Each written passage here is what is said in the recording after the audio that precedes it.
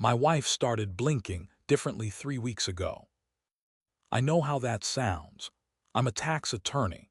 I deal in facts, in documentation, in things that can be proven with receipts and paper trails. The idea that I could detect something wrong in the way Jennifer's eyelids close and open, something that happens in a fraction of a second, maybe 200 milliseconds, should be absurd. But I saw it. We were having breakfast.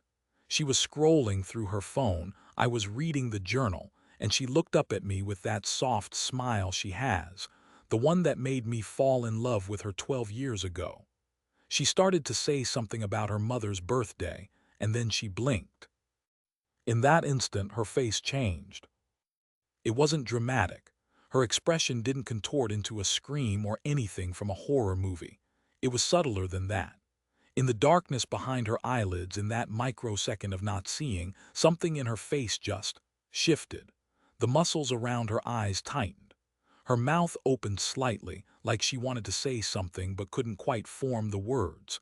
There was a desperation there, a rawness that vanished the moment her eyes opened again. Then she was smiling again, talking about whether we should get her mom a gift card or that cashmere scarf she'd been eyeing. Her voice was normal. Her mannerisms were Jennifer, completely Jennifer. But I couldn't shake what I'd seen. I didn't say anything. What would I say? Honey, you looked weird when you blinked. She'd think I was losing it. I probably was losing it. Too much stress at work, not enough sleep. I pushed it aside and went to the office. But I kept thinking about it. That night I watched her more carefully. We were on the couch, watching some Netflix series she'd been following. I found myself staring at her instead of the screen, waiting for her to blink. When she did, I tried to catch it, to see if I'd imagined that morning's strangeness. I couldn't tell. It happened too fast. Human eyes aren't made to perceive things that occur in fractions of seconds. But my phone camera could. I don't know what possessed me to do it. Maybe it was the lawyer in me, needing evidence, needing to prove or disprove my own sanity. I pretended to be checking my messages and angled the phone toward her. I started recording video, just letting it run while we sat there. 15 minutes of footage. I went into the bathroom and played it back, frame by frame, tapping through each individual image. There. At the 4:23 mark, her eyes closed.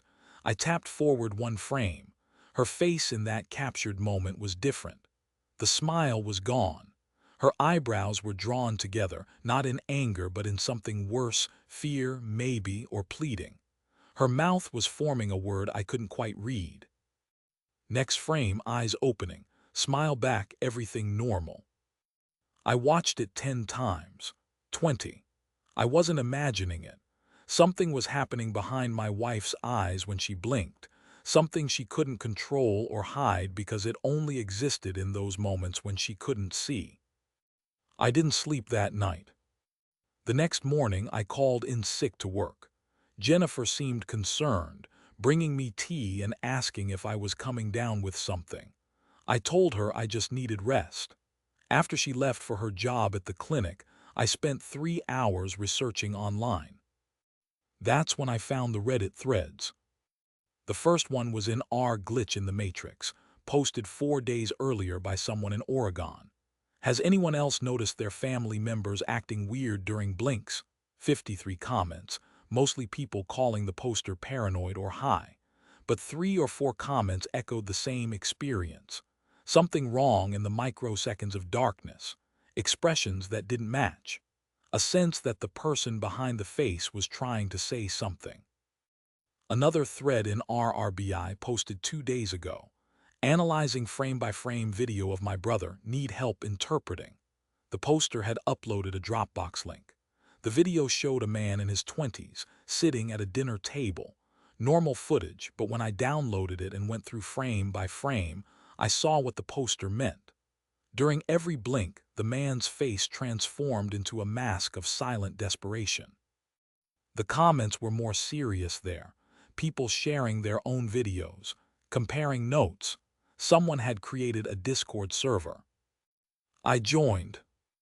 There were 48 people in the server when I logged in that morning. By evening, there were over 300. Everyone had the same story. A loved one who seemed completely normal except during blinks. Frame-by-frame analysis revealing expressions of terror, confusion, desperate attempts to communicate. But only during blinks. Only in those impossible-to-perceive moments when their eyes were closed. Someone posted a medical journal article from 2 weeks ago. There'd been a spike in unusual neurological symptoms across the Pacific Northwest, originally thought to be a new variant of encephalitis. Patients presented with normal brain activity, normal behavior, no motor dysfunction. The only anomaly was increased blinking frequency in some cases and unusual neural patterns in the amygdala and prefrontal cortex during eye closure. The article noted that researchers were baffled because the patients all insisted nothing was wrong. Of course they did. Whatever was wrong only surfaced when they couldn't see. I recorded Jennifer for 5 days straight. I felt like a creep, like I was violating her privacy, but I needed to understand. I mounted a camera in our bedroom, hidden behind books on the shelf, recording while we slept. I took videos during dinner, during conversations, during mundane moments of our life together. Hours of footage, thousands of blinks captured and analyzed frame by frame. And in every single one, my wife was screaming. Not literally, no sound, of course, the blinks were too fast for that, but her face told the story. In those singular frames of darkness, Jennifer's expression was one of pure horror. Her mouth open in a silent shriek, her eyebrows raised and drawn together in that universal expression of terror. Sometimes her lips formed words, "Help, please, Michael." My name. She was calling my name. But when her eyes were open, she was just Jennifer. She made coffee the same way, hummed the same songs, laughed at the same jokes. She asked about my day, complained about difficult patients at work, made plans for the weekend. She was my wife in every observable way. Except when she blinked. The Discord server exploded. Thousands of people now, all experiencing the same thing. Families frantically filming each other, spending hours analyzing footage frame by frame, trying to decode messages from loved ones who were right there but somehow not. Theories multiplied. Some people thought it was a parasite, something that controlled the body but retreated during blinks. Others suggested quantum consciousness, alternate realities bleeding through.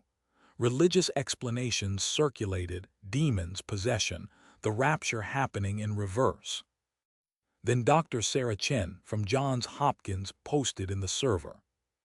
She was a neurologist who'd been treating several patients with the anomaly. She'd done something no one else had thought to do. She'd used high-speed cameras during clinical observation, capturing thousands of frames per second. What she found made no sense. The other expression, the terrified, pleading face, didn't just appear during blinks. It was always there underneath. She showed us the footage, slowed down to an excruciating crawl. You could see the face actually changing during the blink, muscles shifting but not naturally. It was like watching two images overlap, one sliding away while another slid into place. The terrified face was the real one. The normal, smiling, everyday face was the mask. And the mask was only possible when the eyes were open. Dr. Chen had a theory. She'd seen similar neural patterns in locked-in syndrome, where patients are fully conscious but unable to move or communicate. But this was different. This was selective. Whatever was causing this, pathogen, parasite, neurological malfunction, it was overriding conscious control of the body, but only when the eyes were open. When the eyes closed for just a moment, control reverted. The real person surfaced. The conscious mind, trapped behind its own face, could briefly manipulate its own muscles again. They were trying to communicate, trying to tell us they were still in there. Still aware. Still trapped. I couldn't look at Jennifer the same way after that. Every conversation felt like talking to a stranger wearing my wife's skin. When she touched me, I flinched. When she kissed me, I felt sick. She noticed, of course, asked what was wrong if I was upset with her. Her voice was concerned, loving. Her eyes were clear and present. She was Jennifer in every way that mattered to normal perception. But I'd seen behind the curtain. I knew what was hidden in the spaces between seeing. The worst part was not knowing when it had started. How long had she been trapped? Days? Weeks? Had the woman I'd been talking to, sleeping next to, making love with, had that been something else wearing Jennifer, while the real Jennifer screamed silently behind her own eyes? I started filming constantly, obsessively. I wasn't alone. The behavior spread like its own contagion.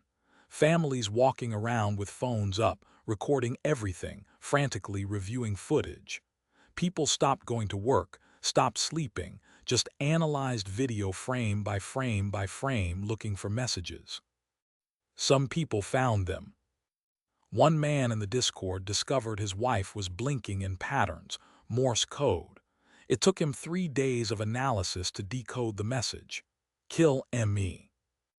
Others found similar pleas, help us, it hurts, make it stop, I'm still here.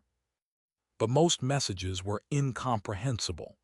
Fractured attempts at communication from people who only had 100 milliseconds to say everything they needed to say. Expressions frozen in digital amber, desperate and pleading, and utterly unable to convey what was happening to them. The CDC finally issued a statement 2 weeks after I first noticed Jennifer's strange blink. They called it transient dissociative syndrome. They estimated over 40,000 confirmed cases nationwide, concentrated in urban areas but spreading rapidly. They recommended people seek medical attention if they noticed unusual behavioral patterns, but assured the public there was no cause for panic.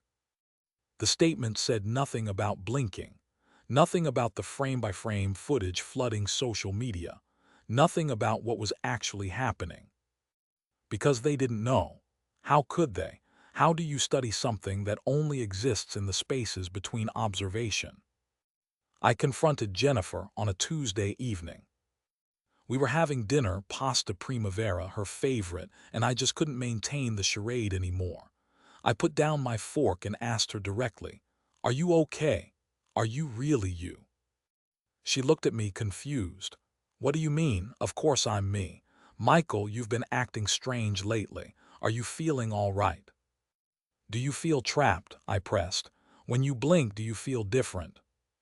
"When I blink," she laughed, but it was uncertain. "I don't feel anything when I blink. No one does, it's just blinking. What is this about?" I showed her the videos, pulled up my phone and played the footage frame by frame, showed her her own face frozen in terror, mouth open in a silent scream. She watched and her expression, her open-eyed expression, shifted from confusion to concern. "Michael, those are just random frozen moments. Everyone looks weird in still frames. You're reading too much into this." "Look at it," I insisted. "Really look. That's not just a weird expression, that's what you think I'm possessed." She was getting angry now. "You think something's controlling me. Do I seem controlled to you? I'm the same person I've always been." And she was right. That was the horror of it. She was Jennifer. She made all the same choices, had all the same opinions, maintained all the same relationships. Whatever was running her body when her eyes were open had perfect access to her memories, her personality, her entire sense of self. It was functionally identical to my wife. Except it wasn't her. The real Jennifer only existed in blinks now, in those fractured moments of darkness when the thing puppeting her body lost its grip. "I'm worried about you," she said, reaching across the table to take my hand. "I think you need to see someone. This obsession with blinking, with analyzing videos, it's not healthy." Her hand was warm, her eyes were kind. She was my wife. but she was also my wife's prison. I pulled away. I need some air. I went for a walk, my mind racing. What were you supposed to do in this situation? How do you help someone who's trapped inside their own body when the thing trapping them is using that body to insist nothing's wrong? The discord was no help. People were fragmenting into factions. Some advocated for forced institutionalization of the infected, trying to keep them sedated until a cure could be found. Others argued that the infected people were still functional, still living their lives. Was it really ethical to imprison them for something that only showed up in frame-by-frame analysis? A few people suggested the trapped consciousness was just an artifact, a neurological glitch that created the appearance of distress without actual awareness. Maybe the people behind the blinks weren't really conscious, just autonomic responses, muscle spasms during the temporary shutdown of whatever was running the show. But I'd seen Jennifer's face. I'd seen her mouth form my name. She was in there, and she was terrified. When I got home, Jennifer was in bed, already asleep. I stood in the doorway, watching her in the dim light from the hallway. She looked peaceful. Her chest rose and fell with deep, even breaths. I grabbed my laptop and pulled up the bedroom footage from previous nights. Started reviewing it, watching my wife sleep. People don't stop blinking when they sleep. They just do it less frequently, slower. Every few minutes her eyelids would flutter, a brief blink even in unconsciousness. And in those moments, her sleeping face would contort in anguish. I watched hours of footage, Jennifer sleeping peacefully, then those periodic moments of captured terror. Sleeping, then torment. Sleeping, then silent screaming. She was trapped even in sleep, maybe especially in sleep, when the waking mind couldn't distract from the horror of existence. That's when I realized the real nightmare of this thing. There was no escape. The infected could never close their eyes long enough to flee. Sleep brought no relief. Even death, if it released them at all, would only come after a lifetime of being buried alive inside their own flesh. I must have fallen asleep at my laptop because I woke to Jennifer shaking my shoulder. Morning light streamed through the window. She was dressed for work, coffee in hand. "You spent all night out here again?" she asked. "Michael, seriously, you need to talk to someone. This isn't normal."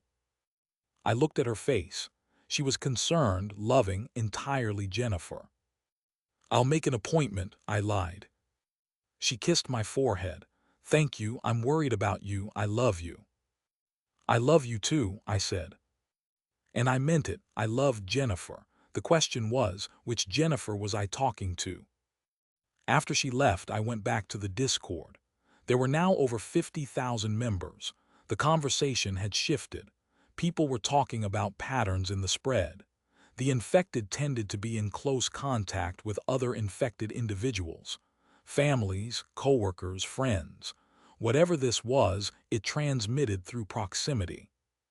Someone had mapped the spread using collected data. The pattern was clear. It started in Seattle about 6 weeks ago.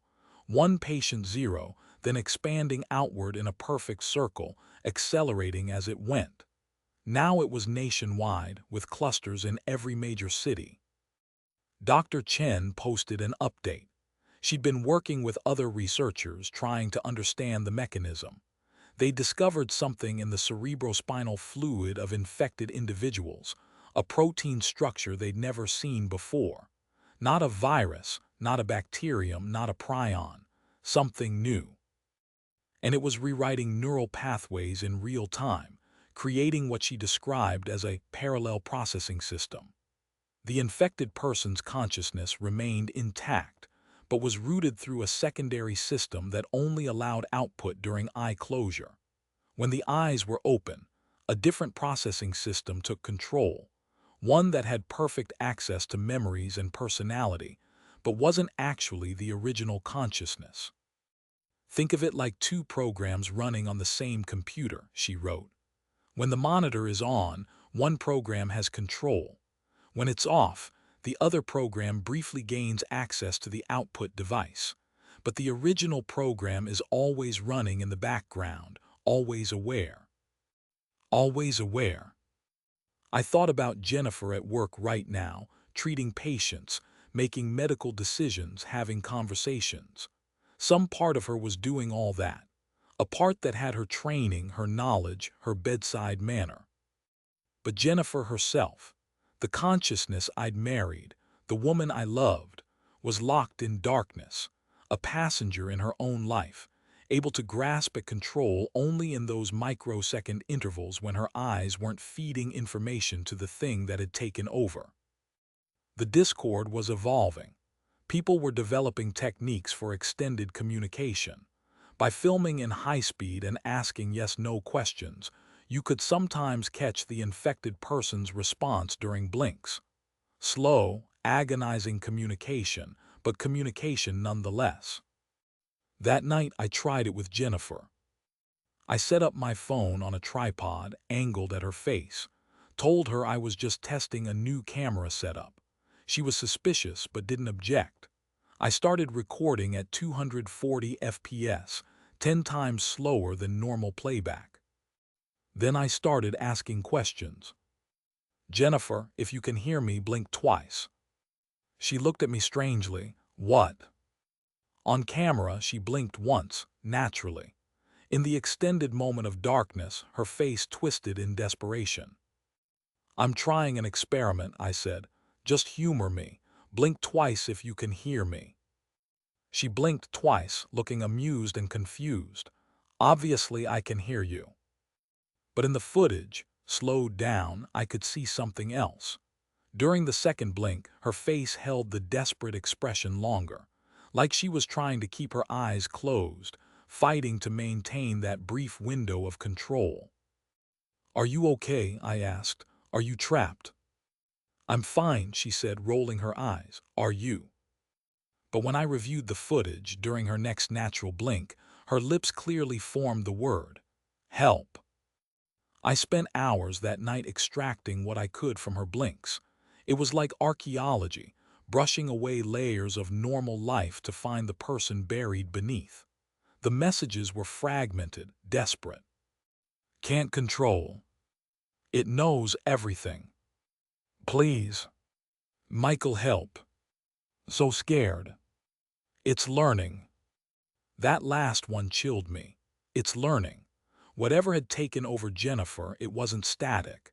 It was getting better at being her, more convincing, more complete. How long before even I couldn't tell the difference? How long before the mask became indistinguishable from the face? The next morning I called in sick again. Jennifer, the open-eyed Jennifer, was getting more insistent that I see a therapist. I agreed just to placate her, but I had no intention of going. How could I? What therapist would believe me? The discord was in chaos. Someone had leaked everything to the press. News outlets were picking up the story. Blinking disease raises questions about consciousness and identity. The CDC was being pressured for answers they didn't have. Some people were advocating for mass euthanasia. If the infected were truly trapped, wasn't death a mercy? Others argued the opposite, that killing the body killed both the infected and the infection, eliminating any chance of saving the original consciousness. Religious groups were having field days. Some said it was demons, others the end times. A few denominations declared the infected were the blessed ones, chosen to experience a kind of divine duality. I didn't care about any of that. I just wanted Jennifer back. Dr. Chen posted again. They'd found something promising, a compound that seemed to disrupt the protein structure responsible for the parallel processing. In lab trials with infected mice, they'd managed to temporarily restore primary consciousness control. But the treatment had to be administered while the subject's eyes were closed, and it required sustained eye closure, at least 30 seconds, for the compound to take effect. 30 seconds. That's all we needed. Just 30 seconds with eyes closed and the original consciousness could reassert control. But you can't keep your eyes closed for 30 seconds if something else is controlling your eyelids. The discord erupted with ideas: sedation, forced eye closure, surgical intervention. But all of those required getting the infected into medical facilities first, and the open-eyed versions were very good at resisting. They didn't want to be cured. Why would they? From their perspective, they were fine. They were living their lives, maintaining relationships, continuing to exist. It was the trapped consciousness that wanted out, and they only had milliseconds at a time to express that desire. I looked at Jennifer sleeping next to me, thought about those periodic blinks, those moments of terror flashing across her face in darkness. I thought about 30 seconds. I could do it, right now while she slept. Hold her eyes closed, keep them shut, give the trapped Jennifer time to fight her way back to the surface. But what if I was wrong? What if Dr. Chen's treatment didn't work? What if forcing her eyes closed for that long caused damage? What if the thing controlling her woke up and fought back? What if I hurt her? I lay there for hours watching her sleep, watching those periodic moments of silent screaming. My wife was in there. She was scared. She was begging for help. And I was too afraid to give it. Morning came. Jennifer woke up, smiled at me, kissed my cheek. "You look tired," she said. "Did you sleep okay?" "Fine," I lied. She got ready for work, hummed in the shower, made breakfast, was Jennifer in every way that mattered to normal observation. The thing in her even loved me. I could see it in how she looked at me, how she touched my hand as she passed. It had all of Jennifer's memories of our relationship, all her feelings, all her affection. It was the same love, just filtered through something else, processed by a different consciousness that happened to have complete access to Jennifer's emotional landscape. Was that still love? If something else felt Jennifer's love for me, was it really Jennifer's love anymore? She left for work. I stayed home again, lost in the discord, reading hundreds of similar stories. Families paralyzed by the same questions, the same fears, the same horrible knowledge that their loved ones were trapped inside bodies that seemed completely normal. Then the reports started coming in. The infected had stopped blinking. Not completely. They still blinked occasionally, just enough to keep eyes moist, but the frequency had dropped dramatically, and when they did blink, it was faster. Too fast to capture the other expression, even with high-speed cameras. Whatever was controlling them had learned, had adapted. It knew we were watching the blinks, so it minimized them. It learned to blink so fast that even at 1000 FPS, you get maybe one frame of transition, too blurred to show anything. The window was closing. The trapped consciousness was being pushed further and further down, until soon it would only surface in intervals so brief that no communication would be possible at all. Jennifer came home that evening blinking half as often as usual. When she did blink, it was nearly instantaneous, her eyelids snapping shut and open like camera shutters. "How was your day?" she asked, setting down her bag. I didn't answer. I was staring at her eyes, waiting for blinks that barely came. "Michael, are you okay?" I made my decision in that moment. Maybe I was wrong, maybe I'd hurt her, maybe the treatment wouldn't work. But I couldn't let Jennifer stay trapped in there, screaming silently in shorter and shorter intervals, until eventually even the blinks were gone and she was completely buried alive. "I'm fine," I said, "just tired, let's go to bed early." She smiled. "That sounds nice." We went through our normal routine. Dinner, TV, getting ready for bed.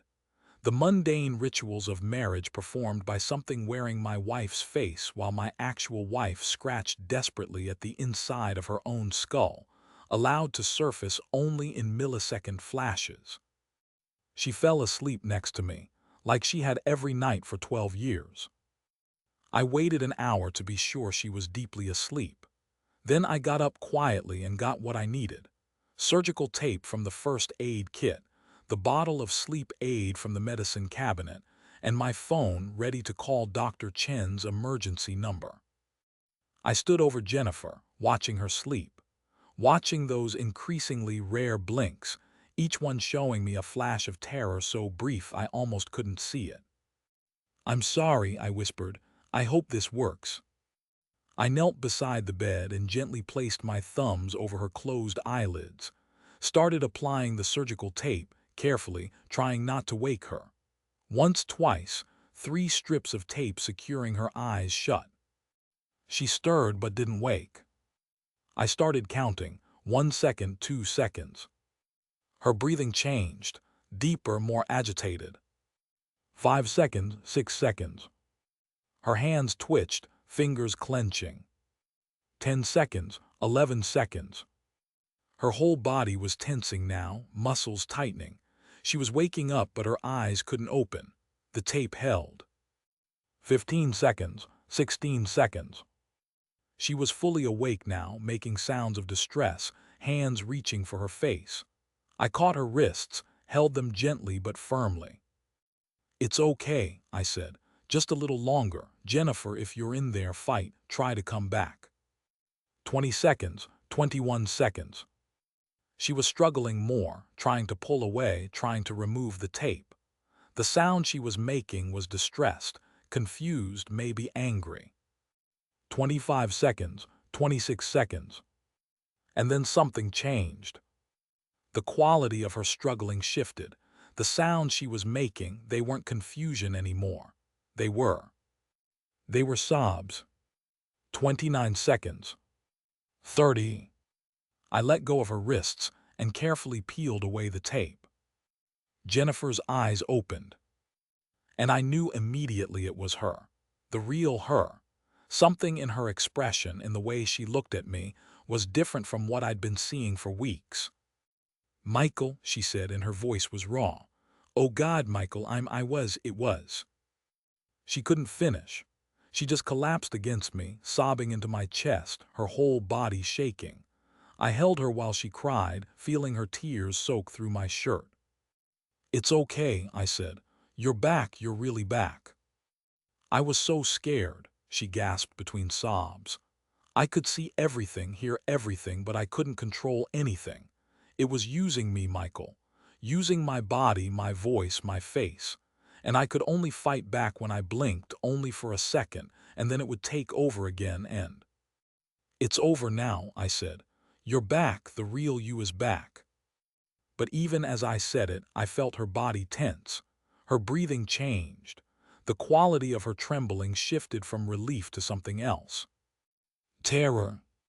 "Michael," she whispered, and her voice was tight with fear. "Michael, I can feel it. It's still in here. It's still in my head. It's just dormant, waiting." "What?" "When I blink, Michael. When I blink, it comes back. I can feel it waiting behind my eyes, waiting for the darkness to take control again." I pulled back to look at her face. Her eyes were wide open, unblinking, already starting to water from the strain. "How long?" I asked. "I don't know," she said. "Maybe a few minutes before I have to blink, maybe less." She was right. I could see it already. Her eyes were getting red, watering, the natural need to blink building. And when she did blink, would it take her again? Would this brief moment of reunion be all we got? "Dr. Chen," I said, grabbing my phone. "She's working on a treatment, something more permanent, we can." "Michael, listen to me." Jennifer grabbed my arm, her grip tight and desperate. Her eyes were streaming tears now, but still open, still fighting the urge to blink. "There are so many of us, thousands, maybe more, all trapped like I was. You have to help them, you have to." "I will," I said. "But first we need to help you, we need to." "You can't," she said, and something in her voice made me stop. "Michael, I can feel it. This isn't temporary. The protein, the thing in my brain, it's integrated now. It's part of me. 30 seconds of darkness gave me control back, but it's still there. And every time I blink, every time my eyes close, it's going to fight to take over again. She was starting to blink involuntarily now, her eyes so dry they were closing despite her efforts to keep them open. Each time I saw it, a flash of that other expression, desperate and clawing, before her eyes snapped open again and she forced it back down. "I can't keep them open forever," she said.